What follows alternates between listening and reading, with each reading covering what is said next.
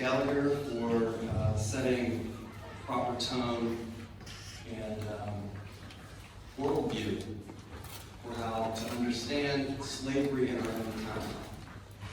But I think you'll see from this historical presentation I'm going to give about slavery that the making of the modern world itself was deeply driven by the advent of slavery, or the resurgence of slavery in the world, because it was dying out in Western Europe at the very time the colonization of the Americas took place.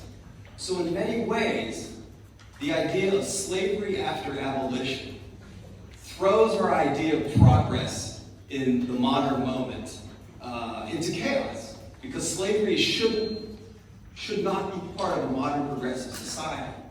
But historically, historians are beginning to understand that our modern society itself was shaped by slavery. So I think this is an important historical question to wrestle with. And I want to say one more thing. First, I have one more person to thank, and that's my sister, Ann Harry, for helping to get me here to remember. And Ann's work has always inspired me to do something very important that I see with great clarity here at Marymount. And that is wedding your education as scholars to the pursuit of something more than your self-interest in a profession. Something more than just maximizing your skills to make as much money as you can. Having a great job is wonderful. But having a job that not only pays well, but contributes something to society is even better. And then when you think about the purpose of your education, it's not something that should be divorced from the values that make you a dignified human being. Your education should enhance that. So to be a true citizen of the world is to be well educated, is to have all the skills that you need in our modern economy. But I think as we're seeing in our world today, just concentrating on maximizing your skills to succeed in a professional life is not creating the modern world society that we want. So what's going on here at Marymount is vital, and it's your generation that is going to take the world out of the modern chaos that we're experiencing, that my generation and the generation before have left you with.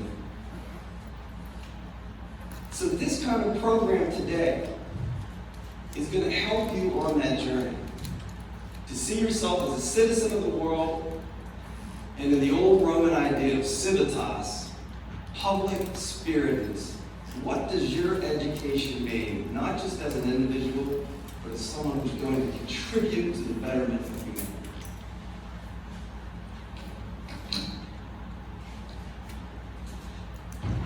So, can everyone hear me? Okay. So a short history of slavery and the global economy. This is a tough duty in 45 minutes, but I'm going to try my best. And this overview, there might be some concepts that I gloss over too fast. If there's anything you want clarification on, we have some time for questions at the end. So I'd be happy to answer them at that point. Okay. So this man's name was Gordon. And this picture was taken in Louisiana in 1864. And the question, when you look at the scars on his back, is what did he do? What did Gordon do? Not what did this slave, not what did this enslaved person, but what did this human being named Gordon do to deserve that? So when you study history, you have to put human beings at the center of the experience. Otherwise, it's just a bundle of abstractions and dates and facts that maybe are good for answering trivia questions on a game show, but they don't help us understand human experience and how the past is going to present. So let's put Gordon at the center of the story. Remember Gordon when we talk about this long and complicated history. Let's avoid abstraction and think of Gordon. Think of a human being. So what did he do to deserve this? The short answer is he tried to live like a human being. And the system of slavery that encompassed the Atlantic world was designed to dehumanize the enslaved. So when the enslaved acted like human beings, that was the result. And we're going to return to Gordon by the end of the presentation. And I'm going to tell you exactly how he tried to act like a human being. But then there's a bigger moral philosophy question here that's directly at the heart of the history of slavery. How can people do this to each other? Have you ever wondered that when you study something like modern slavery, or war, or the abuse of animals, or any injustice in human society? How can people act with this cruelty? History only has limited answers. I think the best answers are going to come from psychologists and theologians and philosophers. But I can give you the history behind this particular cruelty, and we can identify real causes.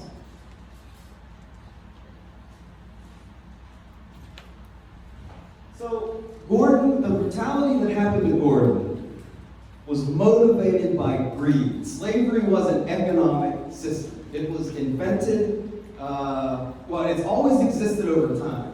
But in the time that Gordon lived, it was an economic system designed to maximize profits. So the brutality visited on him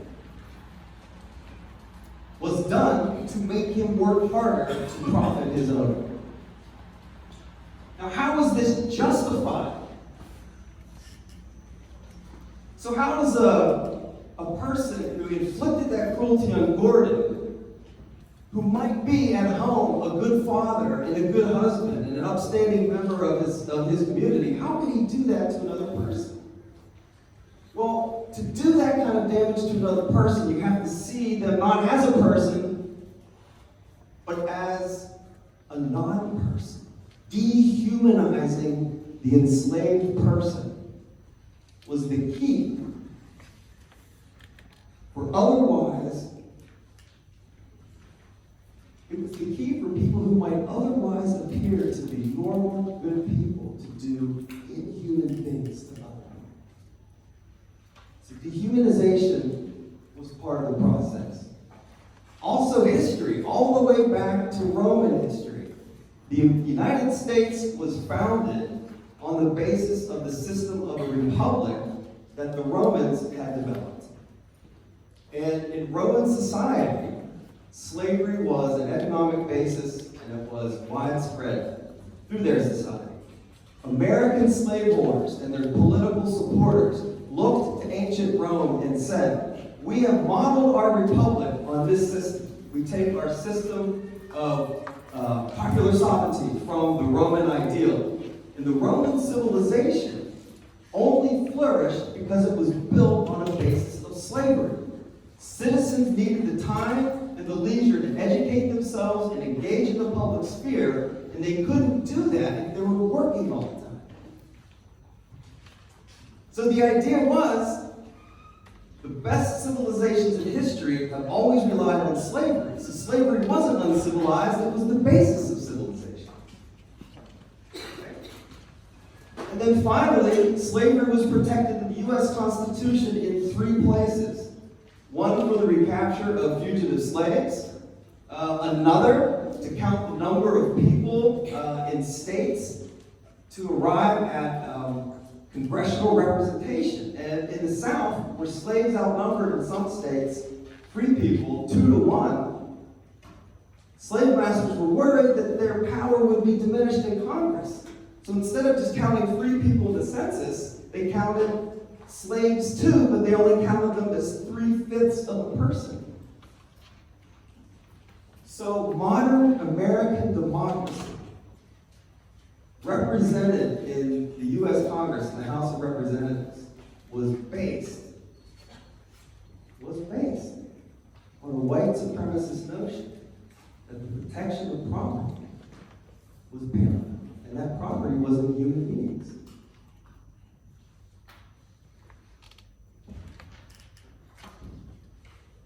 As I said before, slavery has always been a part of the human condition. And here we see some Roman slaves being auctioned in form.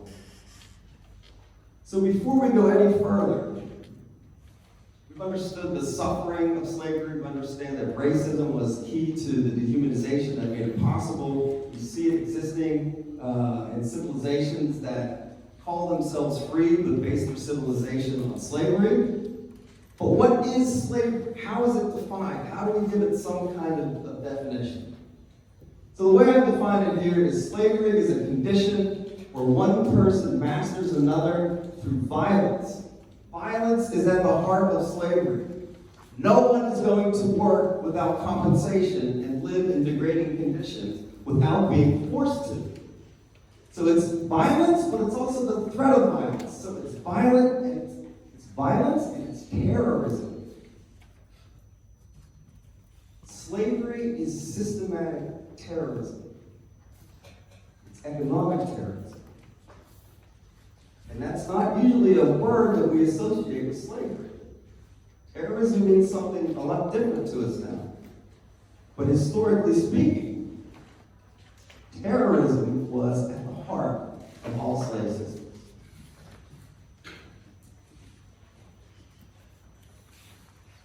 So just a quick look at the long history of slavery. We can go all the way back to the Greeks and proceed through all the world's great empires from 700 BCE all the way to the point of the Columbian Exchange in the Americas. So from antiquity to the point when the New World, so-called, begins to become a driver of history. All these great empires flourished on slavery. Slavery, its remnants, its legacies are part of sort of the icons that we associate with antiquity, but we usually don't associate them with slavery. So if you think of historic landmarks across the world that are familiar to most people, the Colosseum here in Rome, the Great Wall of China, the pyramids in Egypt, all built by slave labor. Does anyone know what this building is called? Seriously, shout it out. What is it? The U.S. Capitol Building. That's in Washington, D.C. United States. Land of the free, home of the brave. That's where American democracy is headquartered. That was built by slaves. Some of them owned by those who had written the U.S. Constitution.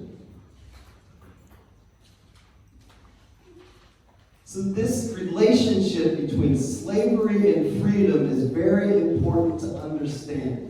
For most of the history of the world, the concept of freedom was not what, that wasn't defined. The concept of freedom was the antithesis or the opposite of slavery. To be free was not to be a slave. Now, when we bring these things up in the United States, we try to confront this history, there's a lot of backlash to it because it makes people uncomfortable. Americans want to think of themselves as the sort of guardians of liberty in history. And reminding them of their slave past is very unsettling. So when former First Lady Michelle Obama brought up the fact that the White House, where she lived, was built by slaves, her political opponents, their argument was, yes, but those slaves were well-fed and well-housed. See the rational defense that goes up there? That's not logical.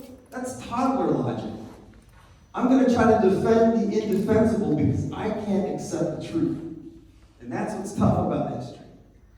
We shouldn't just use it to celebrate glorious things of the past. We need to confront the dark things in the past that are problematic legacies of our own time. Okay, so by 1500, slavery in Western Europe had largely declined. Spain and Portugal, there was still significant slavery, but mostly Western Europe, slavery was a done deal. But then after 1500, slavery experiences a global resurgence driven by Western powers.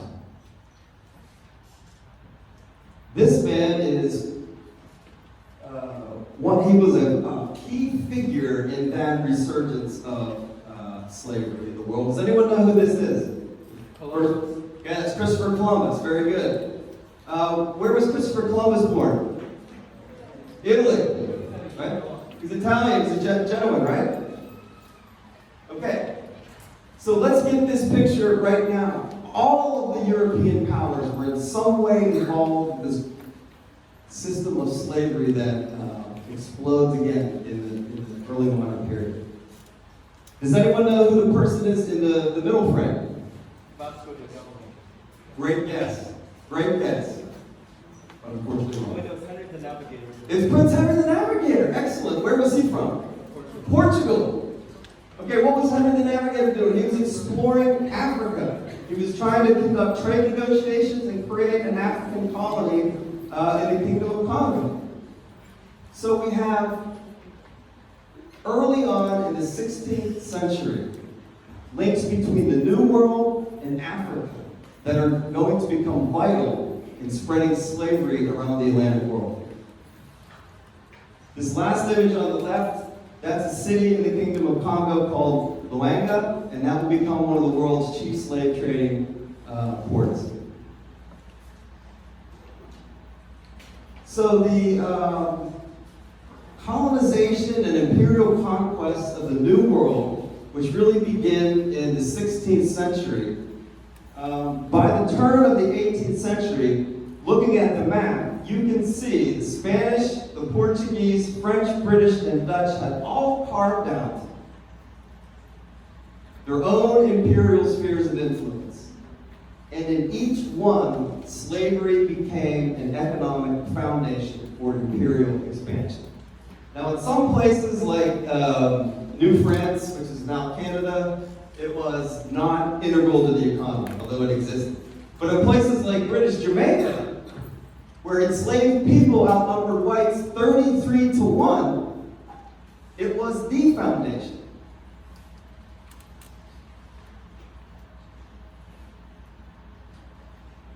So when slavery spreads to the Americas, it's part of a wider process of economic globalization that brings the modern economy into existence. So if you look at this map, you can see the commercial routes. This economy here, which links Western Europe, Africa, and the Americas, it's often called the triangular trade. The slave trade was at the center of that economy. The slave trade was the most lucrative commerce that existed in the early modern period. It was the biggest, it was the most profitable way to make money from trade. But as you see, this Atlantic economy is part of a larger global economy. So the slave-based Atlantic economy, where sugar plantations, tobacco plantations, rice plantations, indigo plantations were driving economic modernization and profits, that Atlantic economy was the engine that was driving the global economy. So slavery is at the center. Slavery and slave trade. So we have to remember that slavery proliferates, it expands as part of a process of economic modernization that really begins in the 1600s and 1700s. So there are all kinds of innovations that are creating this modern economy. These include the growth of international markets, new forms of credit that allow merchants to send goods across the world and have the exchange honored with people they don't know, and new forms of credit extended to make that transfer possible. Paper money, we don't have to rely on gold and silver reserves anymore. If we have a bank note that people trust in its value, that is going to increase the volume of trade. Joint stock companies. This is the earliest form of corporate organization. This is the beginnings of modern corporations. A joint stock company was simply a company where people bought shares in a risky enterprise. So you didn't want to sink all your fortune in a slave trading journey because they were very risky. Slave trading journeys, 1 out of every 10 experienced the rebellion of the enslaved. Slave ships were targeted by pirates. They could sink in a storm. The entire enslaved population on that ship could die of disease, right? So joint stock companies were formed to do all kinds of things. One would be the East India Company to trade for silks and spices and textiles. Another one would be the Royal African Company to trade for slaves. So if you took out a share of the Royal African Company, and 3 of the Royal African Company slave trading expeditions failed, but 1 made it, you could become wealthy for life. So the modern form of corporate organization was directly tied to slavery in the Atlantic world. But racialized slavery was also an economic innovation. We're not just talking about different forms of finance and international markets, we're also talking about a new way to enslave people. That is to turn them into commodities where their value on an international market was not only valuable to the planters who bought slaves to employ them on sugar plantations, but their value as commodities. You could take out a loan based on the value of your property and human beings to buy more land, to expand your plantation, to increase profits. So owning slaves became a form of credit. Capital was stored in the body of human beings. So we have a dynamic, modern economic process flourishing through property of human beings. Here's another aspect of slavery's modernity. This is the sugar plantation in Louisiana. Take a close look. This is not high tech. Now, the capital invested in these black bodies is modern. It's commodified, and it's part of a capitalist international economic system. But what they're doing, using machetes to cut sugar cane, that's not a new technology. But look what's in the back. These sugar mills are heavily industrialized, mechanized infrastructure to refine the juice of sugar cane into granular sugar, and then the molasses, which is like a waste product of that refining, that's going to be distilled into rum. So every part of the production of sugar, due to its mechanization, becomes a new commodity that people can profit.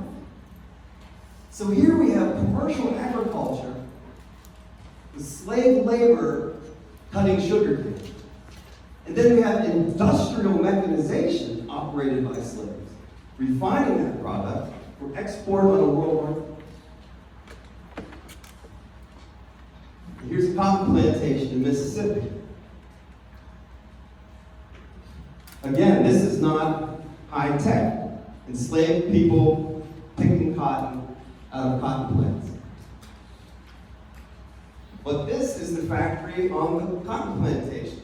This is where the cotton gin is. This is where the seed is being separated from the cotton to make the cotton exportable to textile mills that turn it into clothing. So the cotton grown on a plantation hits a factory on the plantation before it goes to another factory where that cotton is made into clothing that's sold on an international market. Now what's this in the background? This is the steamship. Steam-powered transportation on the Mississippi River increased the volume of cotton production by 100% within 20 years. Because you can go up and down the river, you can go up the river as fast as you can go down. So the more cotton that you could move up and down that river, the more profit that you could make. And slaveholding entrepreneurs seized that opportunity and they made profits hand over fist. At the outset of the Civil War, most of the wealth in the United States was invested in the cotton economy. You could put together all of the assets, the value of the assets of railroads, textile mills, and other northern economic enterprises, combine them, and the wealth held in American slavery, particularly in cotton, war followed. You wonder why there was an American Civil War. The greatest part of the wealth of the nation was vested in the South and it depended on slavery. They were not going to give that up without a fight. Now, just another example of the modernity of slavery. If you go to London today, you go to the heart of London, it's called the City of London. It's the old Roman city. It's the old Roman city of London. It's where the financial capital of the world is. It's where a high finance that rules the global economy, it's where a lot of that business is done. Now, if you go back to the 18th century, you will see that the City of London was the headquarters of a global economy, heavily invested in slavery and slave trade. For example, on Leadenhall Street in London, in the City of London, is the headquarters of the Royal African Company, a corporation devoted to slave trade. It was next to the East India Company, which didn't do a lot of slave trading, but was an integral part of world trade. That was next to a firm called Lloyd's of London, which was an insurance company that was established in the Jamaica Coffee House, also on Leadenhall Street, by slave traders who wanted to take out insurance policies on their risky slave trading adventures. So you have joint stock corporations and insurance firms all backing up the profitability of the system, and they're all coming into existence in this one center of the global economy, in the city, which is still the world center of the global economy.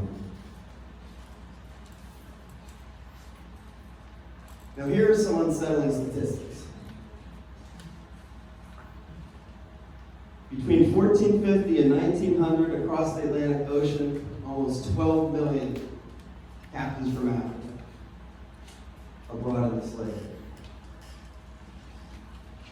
And then you can see on the list of places where they ended up that the Danes, the Dutch, the British, the French, the Spanish, and the Portuguese were all benefiting from this. Approximately 2 million of those human beings died on that journey, where they were packed into the holds of ships, body by body by body by body. Sometimes up to 600 human beings chained to the decks, chained below them. On some voyages, 2/3 of the enslaved people perished. And what is really sickening about this is how tied it was to the profitability of the slave trade, because slave traders realized after about 100 years of experience that on average about 20% of the enslaved would die on this transatlantic journey, and they factored that fact into their cost-benefit analysis. So the murder of enslaved people became part of the calculus of capitalism that drove the Atlantic slave trade.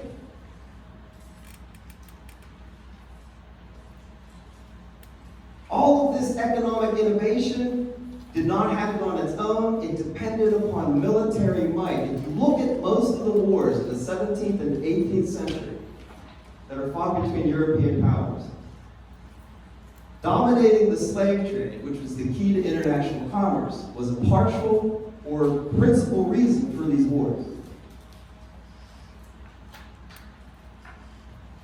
How many lives were lost by poor people from Europe and the Americas fighting in these militaries?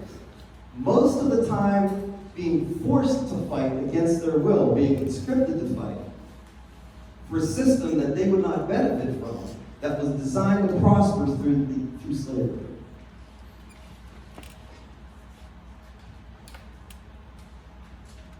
So while we've noted that slavery's existed since the dawn of recorded time, what I need to emphasize to you is the atypical nature of racialized slavery in the Atlantic world. It was atypical because it dominated the global economy. It was atypical in terms of its killing power. It was atypical in terms of how it was justified. Racism has not always been part of the human condition, although slavery has. Racism became a way of ranking people and taking character traits of groups of people and saying, okay, if you belong to this group, then you must have these traits, and then we can rank you as a savage or a civilized person. And you would never go beyond your state of savagery or civilization. You were fixed in that order.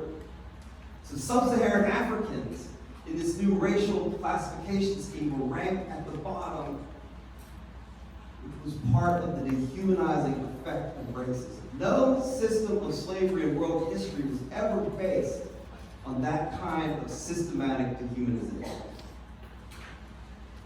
If you think about racism today, and you should be thinking about it because it is becoming one of the major influences in modern politics. The way human beings classify according to race is a product of this history of slavery they live in. So why did it succeed? Well, we talked about all the economic innovations, we talked about all these developments in the global economy, but in the end, it succeeded because it was brutal and it relied on systematic terrorism. It relied on a process of dehumanization. And what I mean by that is slave owners were able to do what they did to their slaves because they had, in their minds, dehumanized them. At the same time, slave owners tried to dehumanize their slaves by telling them they deserved their slavery. That God had intended them to be slaves because they were savages. Now the question is, we know whites adopted the dehumanization of the enslaved. That's why racism flourished, or festered, I should say. But what about the enslaved people? Did they accept their dehumanization?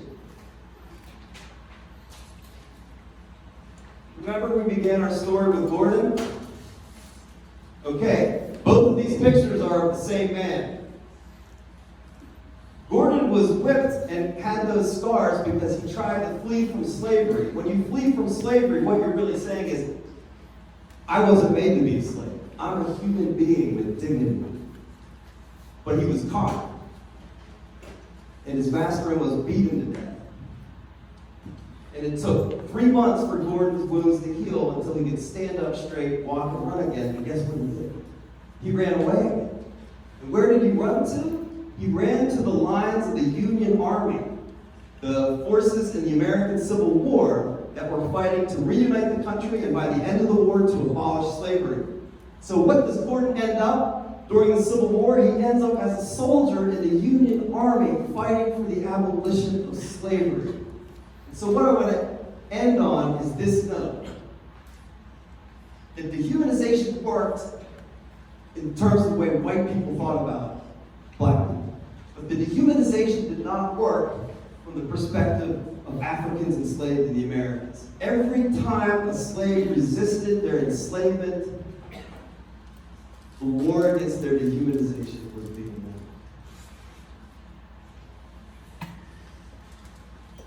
So when now we're going to talk about modern slavery, I want you to remember something. The leaders of the first abolition movement to abolish slavery in the 1800s were African, were people of African descent. Here you see one of the most famous, Frederick Douglass. I urge you to read about Frederick Douglass. He was the type of the abolitionist movement. He was a slave who escaped and became one of the most famous men in the world. This guy's name is Ken Morris. He is the great-great-grandson of Frederick Douglass, and he has his own modern abolition NGO called the Frederick Douglass Family Initiatives. This is Shamir McKenzie, who was a Jamaican immigrant to America and was poor, but she got a scholarship to run track at St. John's University, where, unfortunately, she was trafficked into sexual slavery. She escaped. She eventually finished her college education and now runs her own abolitionist NGO called the Sungate Foundation. And her purpose is to help women who've been enslaved and human trafficked to gain their college educations as a way not only to maximize their careers, but to become citizens of the world. Thank you very much.